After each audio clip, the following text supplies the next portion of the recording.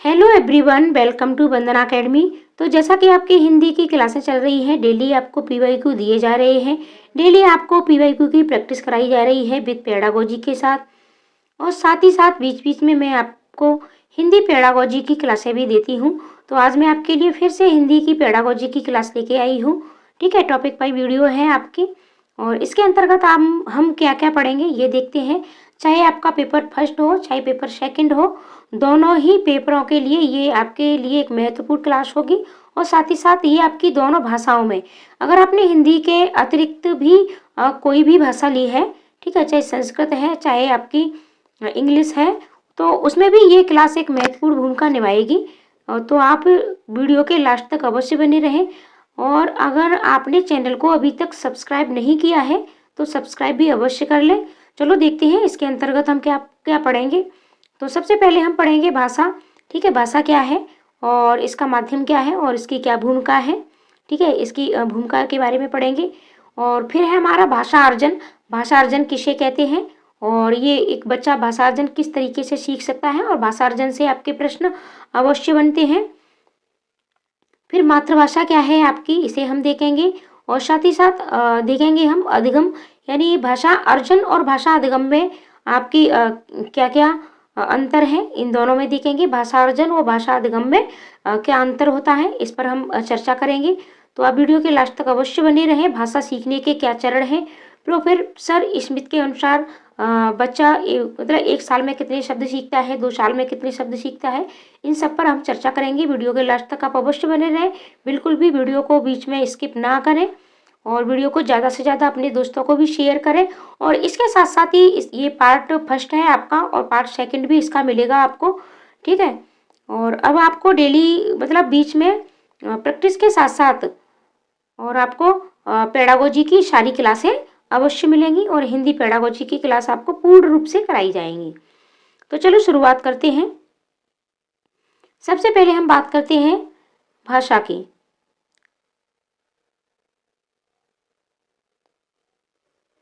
भाषा वह साधन है जिसके द्वारा हम अपने विचारों को व्यक्त करते हैं।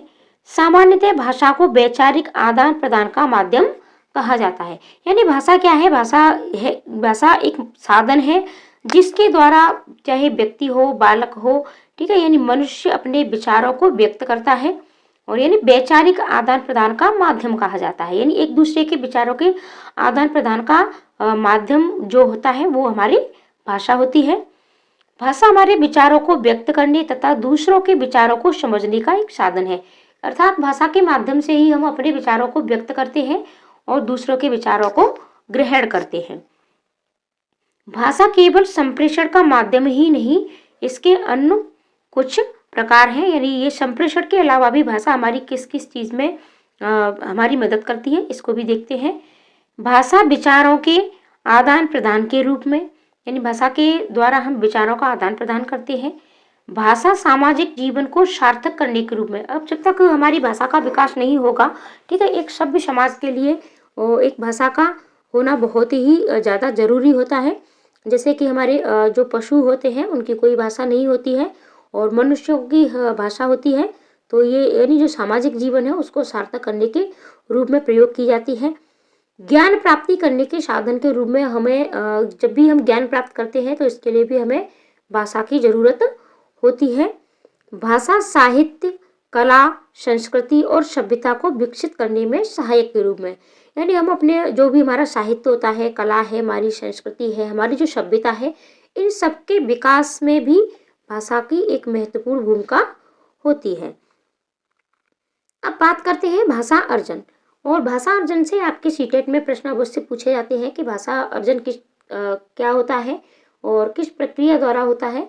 ठीक है, तो भाषा अर्जन उस प्रक्रिया को कहते हैं जिसके द्वारा मानव भाषा को ग्रहण करने एवं समझने की क्षमता अर्जित करता है। ठीक है, ये क्या कहा जाता है, हमारा भाषा अर्जन कहा जाता है। मनुष्य वार्तालाप करना, भाषा का सहज रूप से प्रयोग करना सीख जाता है बिना किसी विशेष प्रयास के, इसी को भाषा अर्जन कहते हैं। यानी अर्थात आप जैसे मान के चलिए कि जो अर्जन होता है, ठीक है, अधिगम और अर्जन में हमारा अंतर होता है और इस अंतर को हम अभी आगे पढ़ेंगे कि अर्जन जो है तो भाषा अर्जित की जाती है और विशेष रूप से हमारी जो मातृभाषा होती है उसे हम अर्जित ही करते हैं। जैसे कि एक बच्चा है तो बिना किसी, ठीक है, विशेष प्रयास के बच्चा अपने परिवार में अपने बड़ों से, अपने परिवार के लोगों के साथ, अपने समाज के साथ क्या है कि भाषा का अर्जन करता है, क्योंकि वो उसे स्वयं ही सीख जाता है। हमारे अंदर आंतरिक क्षमता है कि हम भाषा को स्वाभाविक रूप से अर्जित कर लें अपने पर्यावरण से। यानी हम अपने पर्यावरण से, जो भी हमारा पर्यावरण है, हमारे घर का है, बाहर का है, वहाँ जो भी भाषा बोली जाती है, ठीक है, उस भाषा का बच्चे स्वयं से ही अर्जन कर लेते हैं। ठीक है, जैसे जब से बच्चा पैदा होता है तब से वह अपनों के साथ सुनकर, बोलकर, देखकर भाषा अर्जित करता है। यानी भाषा अर्जन करने के कौन कौन से आपके तरीके हैं? सुन करके भाषा अर्जित की जाती है, बोल करके की जाती है, देख करके की जाती है। जैसे कि बच्चा अपने परिवार में है, ठीक है, आसपास पड़ोस में सुनता है तो वो उसे सीख जाता है, बोलता तो है ही वो, और देख कर भी सीखता है। ये भाषा सीखने के। अब बात करते हैं कि भाषा अर्जन की कुछ मेन पॉइंट हैं आपके। जैसे कि भाषा अर्जन स्वाभाविक प्रक्रिया है। यानी आपका सीटेट में प्रश्न भी पूछा जाता है कि भाषा अर्जन एक कैसी प्रक्रिया है, जटिल प्रक्रिया है, ठीक है, कैसी प्रक्रिया है। तो आपको हमेशा किसके साथ जाना है कि भाषा अर्जन आपकी एक स्वाभाविक प्रक्रिया है, ये स्वाभाविक है। वातावरण का प्रभाव भाषा अर्जन में एक महत्वपूर्ण भूमिका निभाता है। यानी भाषा का अर्जन वातावरण से होता है और यह एक सहज प्रक्रिया है, अचेतन या अवचेतन प्रक्रिया है। यानी ये हमारी भाषा प्रक्रिया है, ठीक है, जो अर्जन करने की है, भाषा अर्जन करने की, ये हमारे अवचेतन मन से जुड़ी होती है। अर्जन का संबंध मातृभाषा से ज़्यादा होता है, ठीक है। जो भी हम भाषा अर्जन करते हैं तो उसमें मातृभाषा का एक महत्वपूर्ण भूमिका होती है, और भाषा का अर्जन ज़्यादातर हम मातृभाषा का ही अर्जन करते हैं, और ये एक अनौपचारिक प्रक्रिया है, ठीक है। यानी अर्जन क्या है? अर्जन एक अनौपचारिक प्रक्रिया है, यानी ये अनवरत चलती रहती है। इसे हम ये नहीं है कि मात्र किताबों से, स्कूली या संस्थाओं से ही सीखें, ये अनौपचारिक है, इसे हम कहीं से भी सीख सकते हैं, ठीक है। ये हम चाहे हमारा वातावरण हो, घर हो, परिवार हो, स्कूल हो, सगे संबंधी हो, हम कहीं दूसरी जगह भी जाते हैं, यानी एक अनौपचारिक प्रक्रिया है। अब बात करते हैं हम मातृभाषा की। यानी मातृभाषा किसे कहते हैं? तो किसी भी व्यक्ति के लिए भाषा का पहला रूप, यानी जब बच्चा एक जन्म लेता है और शुरू से, ठीक है, यानी बाल्यावस्था से ही क्या, वो शैशवावस्था से जिस भाषा को सबसे पहले सीखता है, यानी उसकी पहली भाषा होती है मदर टंग भी जिसे कहते हैं, यानी माँ की भाषा भी जिसे बोलते हैं, तो ये भाषा का पहला रूप होता है। अतः बच्चों के घर में बोली जाने वाली भाषा मातृभाषा कहलाती है, और इसे ही हम मातृभाषा कहते हैं। मातृभाषा आपकी समझ में अच्छे से आई होगी। सामान्य से बच्चा सामान्यतः, ठीक है, सामान्यतः बच्चा मातृभाषा का अर्जन परिवार से ही कर लेता है। स्कूल आने से पहले ही वह मातृभाषा में अपनी बात कहने वो समझने में सक्षम होता है। अर्थात आप ये नहीं कह सकते कि बच्चा जब स्कूल में आता है तो उसको मतलब भाषा का कोई भी ज्ञान नहीं होता है। वो भाषा से पूर्ण लैस आता है, उसको भाषा बोलना भी आती है, सुनना भी आती है, यानी उसको कौशल भी उसको आते हैं, और वो अपनी बात कहने में भी सक्षम होता है और समझने में भी सक्षम होता है। प्रश्न आपका यहाँ से भी पूछा जाता है। अधिगम में प्रयास की आवश्यकता पड़ती है। अब बात हो रही है भाषा अधिगम की, अभी बात हो रही थी हमारी भाषा अर्जन की, अब बात भाषा अधिगम की कर रहे हैं। अधिगम का अर्थ होता है सीखना, ठीक है। अधिगम का क्या अर्थ होता है? अधिगम का अर्थ होता है आपका सीखना। अधिगम में प्रयास की आवश्यकता पड़ती है, चेतन रूप से सीखी जाती है। अब ये चेतन रूप से सीखी जाती है, ये अवचेतन मन से नहीं सीखी जाती है। अवचेतन मन से क्या होता है कि हमने कभी कोई शब्द सुन लिया, किसी से देख लिया, ठीक है, अपने पास पड़ोस से, और उस टाइम हमने उसको ध्यान नहीं देते हैं, लेकिन जब भी अवचेतन मन में स्टोर हो जाती है और फिर बच्चा उसको मतलब बाद में प्रयोग करता है, ठीक है। लेकिन ये क्या है? ये चेतन रूप से सीखी जाती है। और भाषा अधिगम के लिए आपको नियम सीखने पड़ते हैं, बच्चे को नियम सिखाने पड़ेंगे, किताबें पढ़नी होती हैं, कौशल सीखने होते हैं, और शिक्षकों की जरूरत पड़ती है। यानी भाषा अधिगम के लिए हमें शिक्षकों की जरूरत पड़ती है।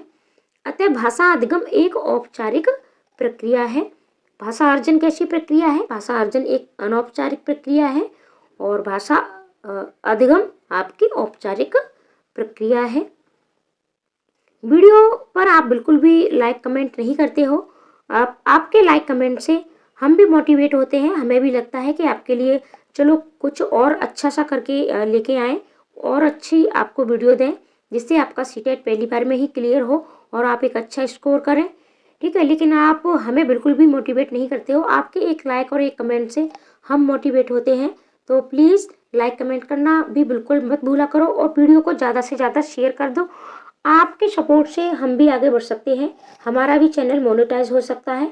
1000 सब्सक्राइब आपने पूर्ण किए हैं, आपने हमें अपना प्यार दिया है, लेकिन हम चाहते हैं कि हमारा चैनल जल्द से जल्द मोनेटाइज हो जाए। तो प्लीज़ वीडियो को शेयर भी अवश्य किया करें। आगे बढ़ते हैं। अधिगम का संबंध दूसरी भाषा से है, यानी अधिगम जो भी हम करते हैं तो हम अपनी मदर टंग का नहीं करते हैं, मातृभाषा का न करके हम दूसरी भाषा का करते हैं। ये चेतन प्रक्रिया है, ये प्रयासपूर्ण रहना पड़ता है, औपचारिक माहौल चाहिए, ठीक है, अधिगम के लिए। अब देखो स्किनर से और ये प्रश्न आपका पूछा भी जाता है, ठीक है। स्किनर के अनुसार भाषा अनुकरण पुनर्बलन से सीखी जाती है। यानी स्किनर जी क्या कहते हैं? स्किनर आपके कहते हैं कि जो भी भाषा है, ठीक है, तो बच्चा किससे सीखता है? अनुकरण के द्वारा सीखता है और पुनर्बलन से सीखता है। अब वाइगोत्स्की से भी प्रश्न आपका पूछा जाता है, तो वाइगोत्स्की के अनुसार भाषा सामाजिक क्रिया द्वारा सीखी जाती है। भाषा कैसे सीखी जाती है? यहाँ थोड़ा पेन बदलते हैं, सामाजिक क्रिया द्वारा सीखी जाती है। व्याकरण संदर्भ में सिखाया जाना चाहिए। अब जब हम दूसरी भाषा सीखते हैं, अधिगम करते हैं जब किसी भाषा का, तो हमें कुछ व्याकरण नियमों का भी पता होना चाहिए। भाषा सीखने के लिए प्रिंट समृद्ध वातावरण दिया जाना चाहिए। अब भाषा सिखाने के लिए, भाषा के अधिगम के लिए, भाषा तो सबसे मेन पॉइंट आपका क्या होता है? प्रिंट समृद्ध वातावरण, ठीक है। यानी एक प्रिंट समृद्ध भी हो सकता है, लेकिन आपका कभी कभी पूछ लिया जाता है प्रिंट नहीं हो लेकिन क्या हो? समृद्ध वातावरण हो। तो एक अच्छा वातावरण भाषा सीखने में एक महत्वपूर्ण भूमिका निभाता है। अब बात करते हैं भाषा अर्जन व भाषा अधिगम में अंतर की। तो इन दोनों में क्या अंतर है, देखते हैं। भाषा अर्जन की बात की जाए तो ये अवचेतन प्रक्रिया है और भाषा अधिगम चेतन प्रक्रिया है। भाषा अर्जन स्वाभाविक प्रक्रिया है और ये एक नियमबद्ध प्रक्रिया है। ये एक अनौपचारिक प्रक्रिया है और ये आपकी एक औपचारिक प्रक्रिया है। भाषा का अर्जन मातृभाषा का होता है और ये आप दूसरी अन्य भाषाओं का भी अधिगम करते हैं। अब देखो आप सीख पा रहे होंगे कि हमारी जो मातृभाषा है, तो इसके लिए हमें कोई भी नियम नहीं सीखने पड़ते हैं। अगर आप दूसरी भाषा सीखते हो, ठीक है, जैसे आपकी मातृभाषा हिंदी है और आप इंग्लिश सीखते हो, तो इंग्लिश सीखने के लिए आपको इसके नियमों को पढ़ना पड़ेगा, ठीक है। अपनी मातृभाषा से कनेक्ट करके हम दूसरी भाषा को सीखते हैं, लेकिन मातृभाषा सीखने के लिए हमें कोई भी किताब पढ़ने की ज़रूरत नहीं होती है, कोई भी व्याकरण के नियम सीखने की ज़रूरत नहीं होती है और इससे हम बहुत अच्छे से सीख जाते हैं, ठीक है। ऐसा नहीं है कि अगर हम पढ़े नहीं हैं तो हमें हमारी भाषा अच्छी नहीं है। हम अपनी भाषा का प्रयोग, अपनी मातृभाषा का प्रयोग बहुत अच्छे से कर सकते हैं। मातृभाषा हमेशा अर्जित की जाती है। बच्चा एक से अधिक भाषाएं भी अर्जित कर सकता है। अब ऐसा नहीं है कि सिर्फ मातृभाषा ही अर्जित की जाती है, ठीक है, एक ही भाषा अर्जित की जा सकती है। कहीं कहीं घर का माहौल ऐसा होता है और हमारे समाज का माहौल ऐसा होता है जहाँ एक से अधिक भाषाएं बोली जाती हैं, तो बच्चा वहाँ एक से दो भाषाएं भी अर्जित कर लेता है, एक से अधिक भाषाएं भी अर्जित कर लेता है। और जो भाषा अर्जित करके सीखी जाती है, ठीक है, वो भाषा एक अच्छी भाषा होती है, ठीक है। भाषा के अधिगम की अपेक्षा भाषा का अर्जित करना आपके लिए ज़्यादा महत्वपूर्ण होता है, ठीक है। तो इसीलिए मैं बच्चे को भाषा का अधिगम पर जोर न दे करके भाषा के अर्जन पर जोर देना होता है। भाषा अर्जन के लिए एक समृद्ध परिवेश यानी एक वातावरण का होना आवश्यक है। जैसे कि आप बच्चे को, ठीक है, बच्चा हिंदी जानता है और आप बच्चे को इंग्लिश सिखाना चाहते हो, तो आप उसको इंग्लिश की बुकें और नियम, ठीक है, यानी व्याकरण पढ़ाने की जगह, ग्रामर पढ़ाने की जगह अगर आप स्कूल में अपने, ठीक है, कक्षा में इंग्लिश को बोलना प्रारंभ कर दो, तो क्या है कि बच्चा इससे इंग्लिश का अर्जन कर लेगा, भाषा का अर्जन कर लेगा और जल्द से जल्द भाषा सीख जाएगा। अगला प्रश्न है भाषा सीखने के चरण। ठीक है, अब भाषा सीखने के क्या चरण हैं आपके, यानी सबसे पहला चरण है आपका कूकना। जब बच्चा 6 सप्ताह का होता है, यानी 6 सप्ताह तक बच्चा सिर्फ कूकता है। ठीक है, सिर्फ कूकने की आवाज़ निकालता है। फिर 1 से 6 महीने का बच्चा, 1 से 6 महीने का बच्चा बलबलाता है, जैसे दा, बा, पा, इस तरीके से, मतलब वो कुछ भी बड़बड़ाता रहता है, बलबलाना होता है। फिर इसके बाद है आपका एक शब्द चरण, यानी 1 साल का बच्चा एक शब्द को मतलब बोलने लगता है, जैसे पापा, मामा, चाचा, यानी एक शब्दों को मिला करके एक एक शब्दों को बोलने लगता है। फिर आपका है 18 माह से 24 माह, यानी 1.5 साल से 2 साल का बच्चा टेलीग्राफिक। ठीक है, 2 शब्द चरण, यानी यहाँ बच्चा छोटे छोटे शब्दों को मिला करके बोलता है। ठीक है, छोटे छोटे शब्दों को मिला करके बोलने लगता है, जैसे मुझे ये चीज़ चाहिए, यानी अनुकरण ज़्यादा करता है। छोटे छोटे शब्दों को यानी जैसे आपने, अब मतलब नहीं रहा है लेकिन आपने सुना होगा कि हम टेलीग्राम भेज देते। ठीक है, तो टेलीग्राम में यानी जो बात हम यानी 10 शब्दों में कह सकते हैं, ठीक है, उसे हम छोटे से छोटे शब्दों में प्रयोग करने की कोशिश करते हैं। तो ऐसे ही बच्चा होता है, तो वो एक छोटे छोटे सेंटेंसों में यानी अपनी बातों को कहता है। 2 शब्द चरण में अपनी बातों को पूरा करने की कोशिश करता है। 18 माह से 24 माह तक का बच्चा, यानी छोटे छोटे शब्दों को वो प्रयोग करता है। 2 शब्द चरण, जैसे खाना दे दो, सिर्फ इतना ही बोलेगा। ठीक है, इस तरीके से। फिर है आपका 2 से 4 साल। 2 से 4 साल का बच्चा लंबे उच्चारण भी यहाँ करने में सहायक हो जाता है। फिर है प्रोफेसर स्मिथ के अनुसार। प्रोफेसर स्मिथ के अनुसार जो आपका 1 साल का बच्चा होता है, 1 साल का बच्चा आपका 3 शब्द बोल देता है, यानी उसका जो शब्द भंडार होता है। ठीक है, ये आपका शब्द भंडार है, यानी बच्चे का शब्द भंडार कितना होता है। 1 साल के बच्चे का शब्द भंडार 3 शब्द होते हैं। 2 साल के बच्चे के पास 272 शब्द होते हैं। 5 साल के बच्चे के पास 2072 शब्द भंडार होता है। और फिर से आगे जैसे जैसे बच्चा बड़ा होता जाता है, उसके शब्द भंडार बढ़ता जाता है। तो ये आज की वीडियो थी, अभी ये आपकी अधूरी है। ठीक है, पेडागोजी की क्लास। तो अगली वीडियो में बाकी के हम चैप्टर पढ़ेंगे। ठीक है, आपकी जो भी शिक्षण विधियाँ हैं और आपके जो भी मतलब आपके फुल पेडागोजी की क्लास हैं आपको मिलेंगी हिंदी की। बस आप वीडियो को शेयर करिए और चैनल को सब्सक्राइब करिएगा।